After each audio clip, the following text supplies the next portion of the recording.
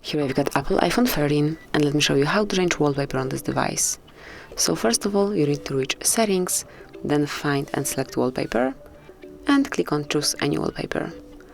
And you can pick one from your own photos, from your own albums, or some from dynamic, stills, or live wallpapers. So just click to check how they look like. Then in stills you will find those kind of wallpapers. They will also change their colors accordingly to the particular hour. And then in dynamic you will find these bubbles.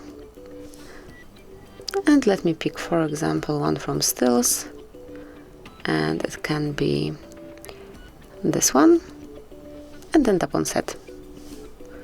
Finally, you need to decide if you want it to cover your lock screen only, your home screen only, or both of them, and I will pick both. And let's go back.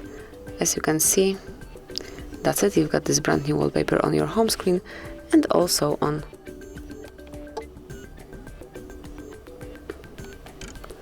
your lock screen. So here it is. And that will be all. This is it. Thank you for watching.